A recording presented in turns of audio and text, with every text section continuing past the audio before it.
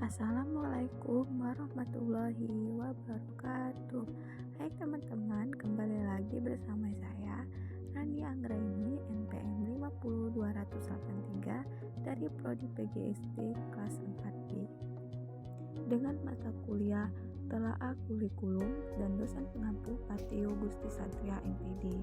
Baiklah, pada pertemuan kali ini kita akan membahas tentang elemen kurikulum 2013, elemen kurikulum darurat, dan elemen kurikulum paradigma baru. Baiklah, yang pertama kita akan membahas terlebih dahulu tentang elemen kurikulum 2013.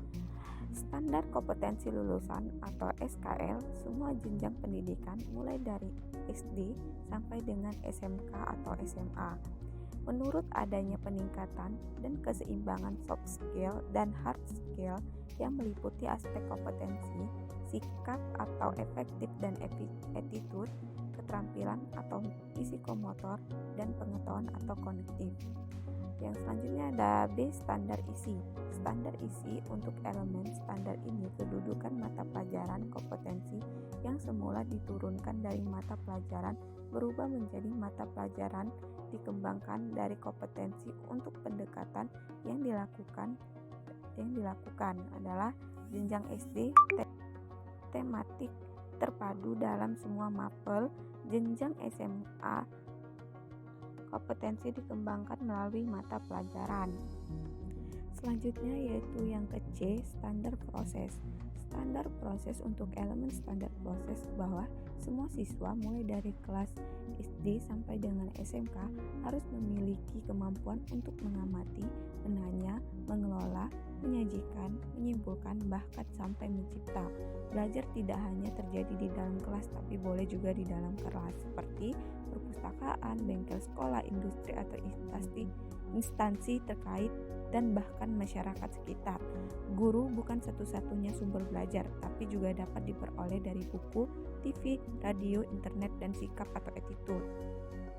Tidak diajarkan secara verbal, tetapi siswa akan lebih banyak melihat dari apa yang dicontohkan oleh guru dengan memberikan suri teladan yang baik.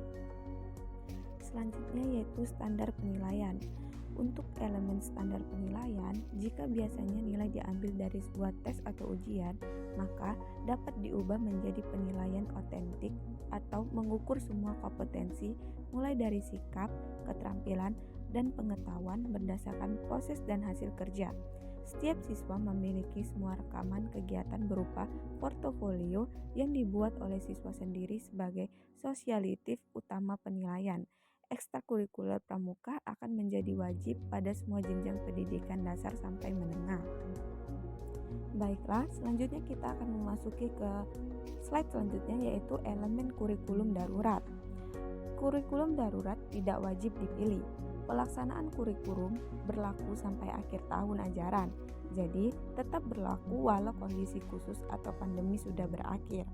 Opsi lain selain itu, satuan pendidikan bisa memilih tetap menggunakan kurikulum nasional 2013 atau melakukan penyederhanaan kurikulum secara mandiri.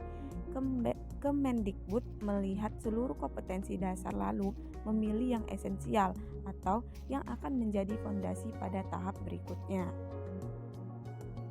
Lalu yang ke-B yaitu pengurangan kompetensi dasar. Dengan pengurangan kompetensi dasar pada bahasa Indonesia adalah 45%, matematika 22%, dan penjaskar sebesar 38%.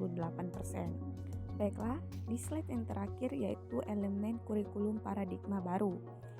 Yang pertama yang A, berbasis kompetensi, yaitu pengetahuan, keterampilan, dan sikap dirangkai sebagai satu kesatuan proses yang berkelanjutan sehingga membangun kompetensi yang utuh. B. Pembelajaran yang fleksibel, penyusunan capaian pembelajaran dalam fase-fase atau 2-3 tahun per fase sehingga peserta didik memiliki kesempatan untuk belajar sesuai dengan tingkat pencapaian, kebutuhan, kecepatan, dan gaya belajarnya. Selanjutnya yaitu yang ke-C, karakter Pancasila. Sinergi antara kegiatan pembelajaran rutin sehari-hari di kelas dalam kegiatan non-rutin atau proyek interdisipliner yang berorientasi pada pembentukan dan penguatan karakter berdasarkan kerangka profil belajar Pancasila. Banyak pembaruan yang muncul pada kurikulum baru ini, seperti salah satunya akan ada kembali mata pelajaran TIK atau Teknologi Informasi dan Komputer. Jam pelajaran yang ditetapkan per tahun tidak lagi per minggu, seperti pada KTSP 2013. Siswa mengikuti pembelajaran IPA IPS secara terpisah pada tingkat SMP, bukan lagi pada SMA dan SMK saja. Baiklah, itu saja materi yang bisa saya dapat sampaikan pada pertemuan kali ini. Semoga informasi yang saya dapatkan bisa bermanfaat untuk kita semua. Saya akhiri, assalamualaikum warahmatullahi wabarakatuh.